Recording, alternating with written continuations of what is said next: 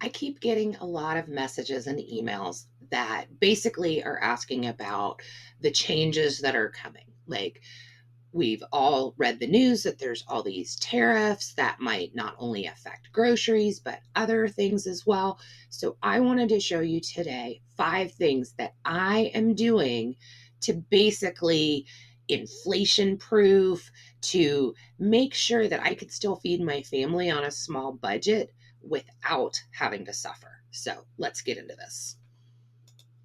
Now, before we really get started, though, I do want to note that I have seen so many people panicking and stressing and just really, almost like word vomiting and venting all over Facebook.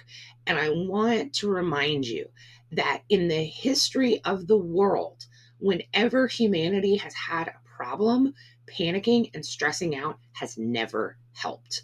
I'm serious, okay? I am one of those people that tend to be very anxious. I do stress out about things, but I can tell you that wasting your energy worrying about the what ifs and worst case scenario is not going to help you. So, the other side of this is that burying your head in the sand and pretending that nothing is going on isn't going to help either. So, we need to start working now to make some plans and to really get a strategy on board so that way if and when things do get bad as far as grocery prices, we're ready. And I do want to mention that we've been through this before. You remember the shortages and the price hikes that came along with 2020. Okay. I don't think it's going to get that bad, but it could. And part of the reason it could be bad is if everybody goes into panic mode and just goes and buys a crap ton of stuff now. Our food system works on supply and demand. The more people that go out and buy a ginormous amount of food in preparation for tariffs is only going to make prices go higher. So, I'm going to give you 5 practical tips that anyone can use that is going to make the biggest difference on your grocery budget right now if you are worried about tariffs and increasing grocery prices. Hands down, the number one easiest thing that you can do is start going back to basics. For my family, that looks like starting with a bag of potatoes, a bag of rice, a box of pasta. Now, that may not sound super fun and exciting when it comes to dinner, but those 3 basics can make so many meals. Now, speaking of basics, I believe that we're going to have to start skipping the fancy meals with 20 ingredients. Okay. I know it's fun to cook and to try out new things, but as of this moment, while prices are up in the air, I think everyone should really start going back to basics. That means starting with a basic cut of meat, add a starch, add a veggie. Now, that may not sound super, fantastic, but seasoning is your friend here. You can buy seasoning anywhere and you can actually buy them for fairly inexpensive. We've talked in the past about going to like the ethnic aisles and buying your seasoning in little bags versus in the big jars. You can buy seasoning at places like Dollar Tree for fairly inexpensive. And if you already have a spice cabinet full of stuff, start using it. Go look at all the spices that you have that you haven't touched in a while and start using those. Now, while seasoning is our friend, super pricey sauces are things that really could be skipped. And honestly, a lot of those sauces can be made at home using basic ingredients, mostly condiments. So I suggest next time that you are planning a meal that requires a sauce, just look up the sauce. I have covered many, many, many different sauces and even things like salad dressings. You can make at home with very, very basic things. Now, this may be a hot take, and I apologize that this kind of pisses you off, but it needs to be said. I am convinced that those families that start eating simple will continue and be fine and are not going to have as huge of a sticker shock. The ones that continue to cook huge meals with tons of ingredients, those are the ones that are going to go broke. I'm sorry, but this right now, a lot of these tariffs that we're seeing are on imported goods. Now, while I love trying out new things, a lot of those imported goods are already kind of expensive to begin with. So when the tariffs come in and they're higher, it's going to make it even more.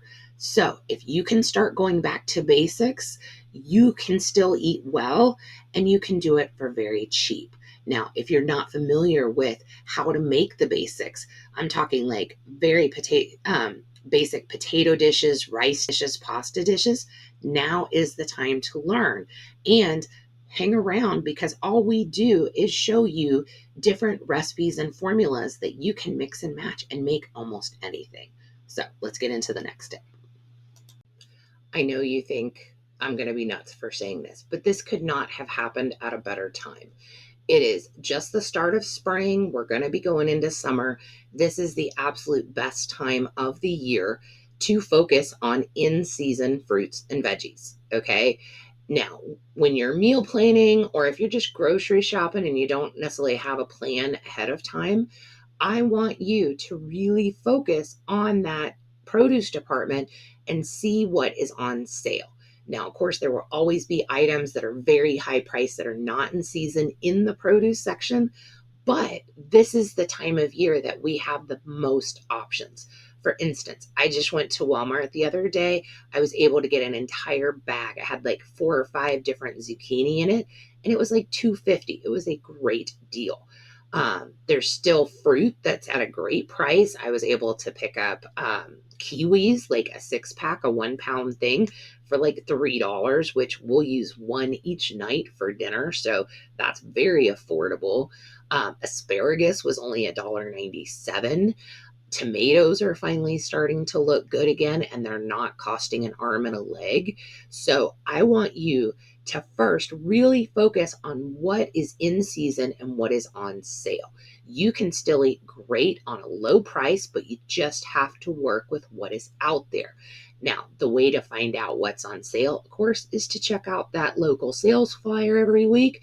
And a lot of times I find that if you go to the grocery store early in the morning while they're restocking the produce department, you can find some great deals on Manager's Special, where basically they're getting ready to put the next shipment of fresh fruits and vegetables out. So the items that have been there for maybe a day or two, there's nothing wrong with them. They are perfectly fine.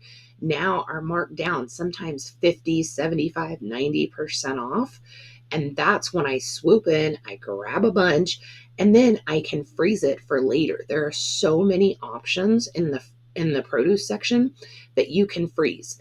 And I'm not even talking about having to do a lot of work. You wash it, you cut it, you lay it out on a sheet pan, you put it in the freezer, let it freeze, and then put it in a baggie and label it. It is so simple.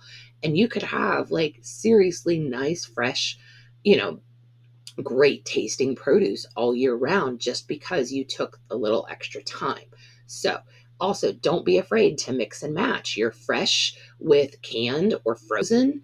And seriously, if you're not checking out manager specials in the produce department, you need to. I don't know where we have gotten into this like aesthetically pleasing that only the shiniest, most beautiful produce is edible.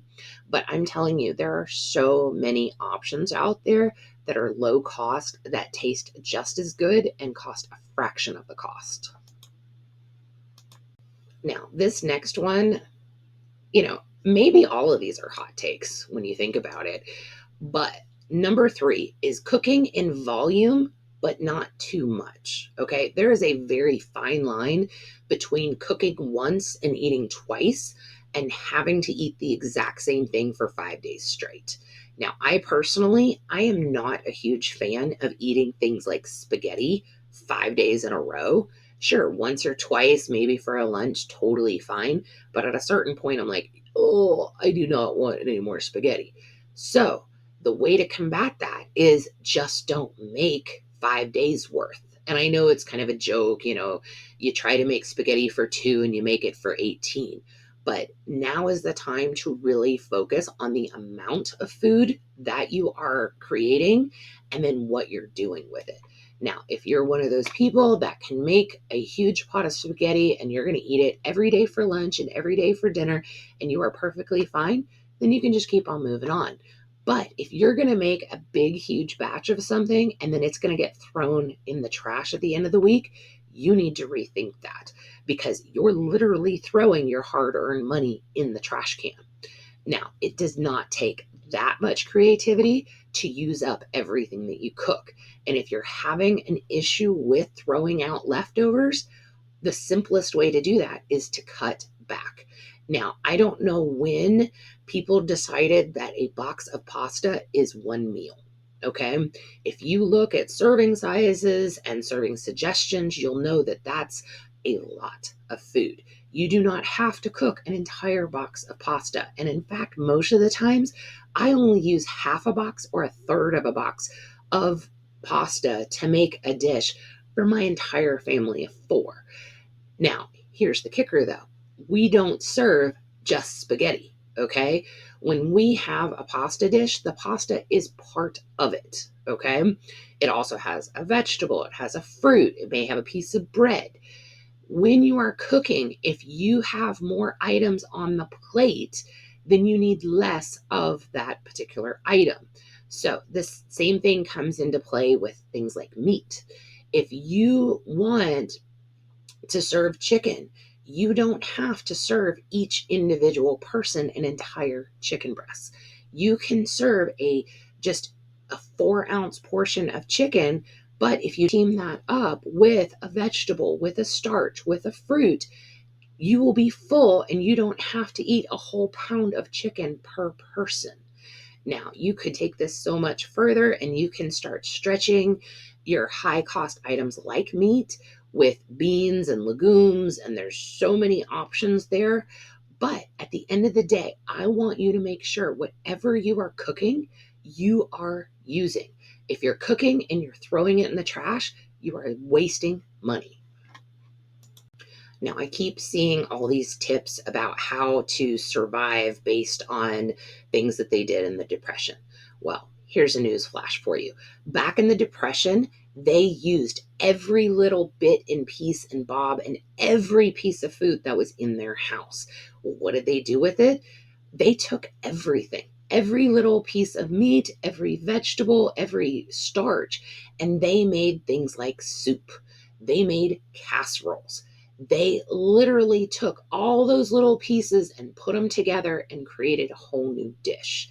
Now, easy ways to do this. We love to take all those little leftovers and make pizzas. It is so simple to make a basic pizza crust. You can buy one of those little kits that's less than $1 and make pizza crust, or you can just make it from scratch with some dry active yeast. Totally simple. Other things is, we make like either a potato hash skillet where you just throw everything in with potatoes, or if eggs are decent price, we've done a lot of like one skillet, almost like a stovetop frittata, if you will. But here's the thing. It does not take much to use leftovers to make a whole new dish, but it does take intentional thought. So I want you, before you cook anything new tonight, I want you to go check your fridge and look for all those little bits and pieces. And I want you to try to incorporate those into tonight's dinner. Or one of my other favorite things is, if you follow us on Facebook, you'll notice that we tend to eat the same vegetables multiple nights in a row. And sometimes, for instance, if we have just a little bit of corn left and we have a little bit of green beans, we'll just mix the corn and the green beans together to stretch it for one more meal. There is nothing wrong with combining items in order to serve more people. Or you just go, who wants corn, who wants green beans? It's okay if everybody doesn't eat the exact same thing. And I recommend that you have a leftover night. This is a night where you pull everything out of the fridge, everything that's already fully cooked, and just have a buffet. Have everybody pick and choose which items they want, and your goal is to use it all up. Now, that's a simple thing, and I think that a lot of families do that. But I also think there's a lot of families that just throw their food away at the end of the week. Now, if we really want to save money, we have to get really intentional. And that means thinking ahead, buying what we know we're going to use. And if we're not going to use it before it goes bad, make sure that we have a plan in place, like freezing, so that way we're not wasting. Now, I mentioned before about making sure you're checking your sales flyers for produce deals, but really you should be checking those sales flyers every single week.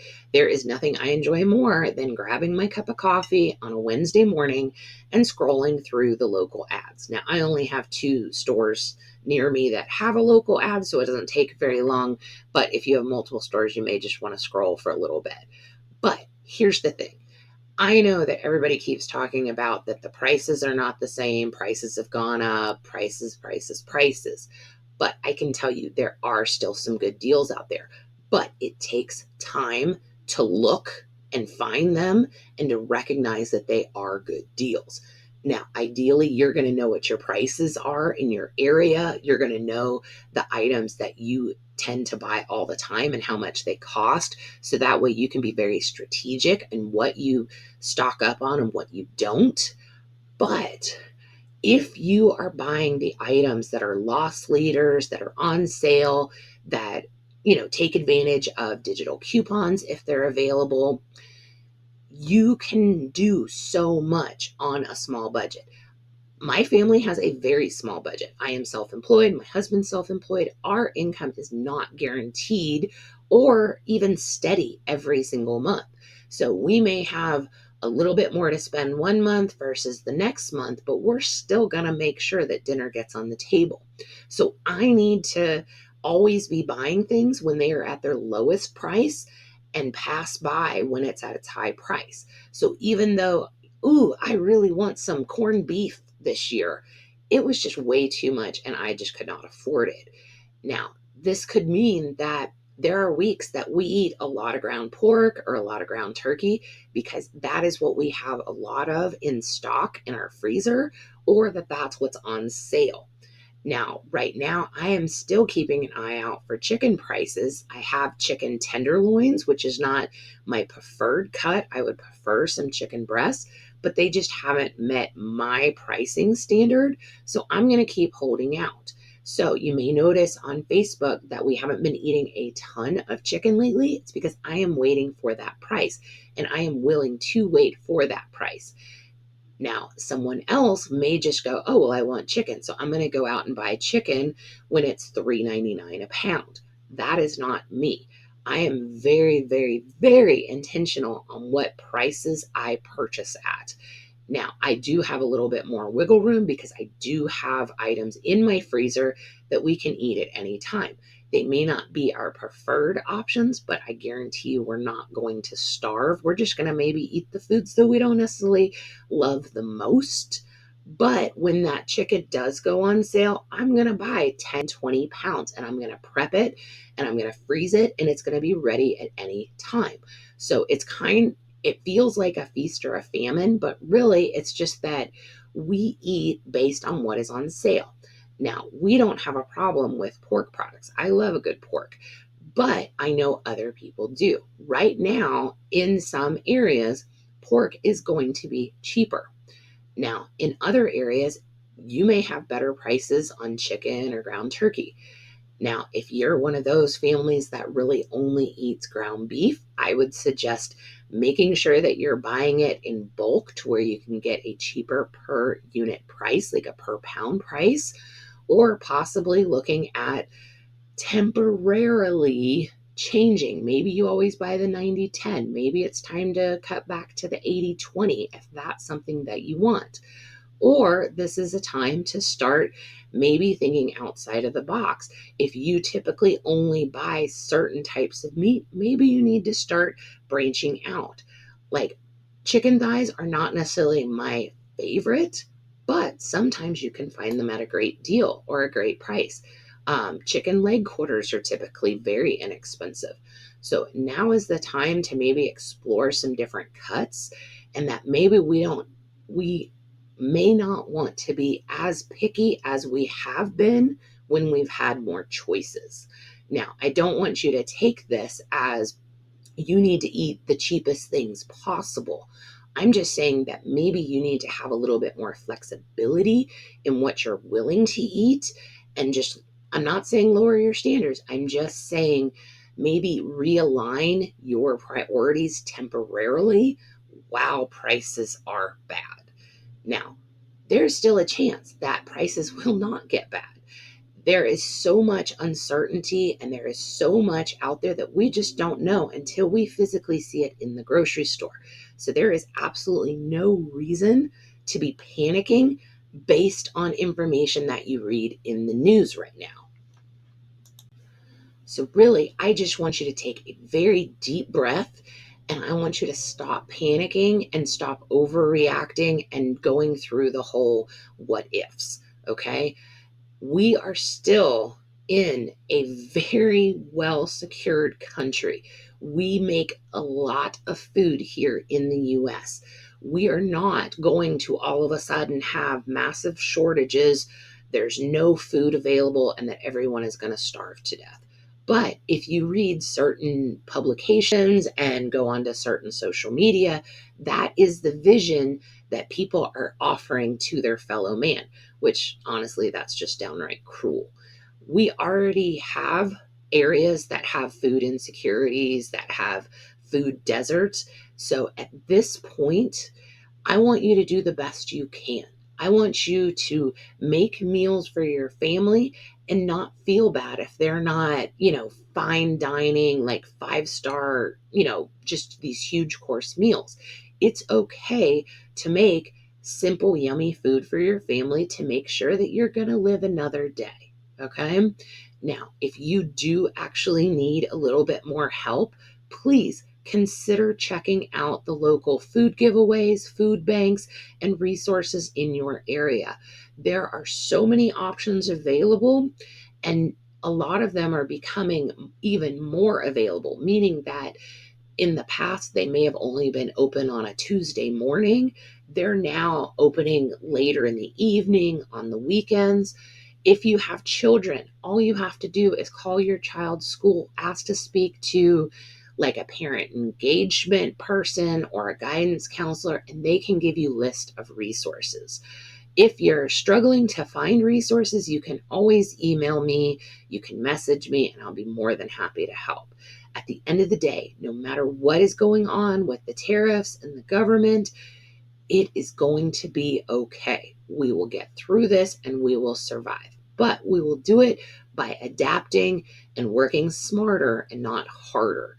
So I hope that this gives you a little bit of a sense of relief that we're going to be okay. So let me know down below. Are you panicking? Are you freaking out? What are you going to do to combat these tariffs?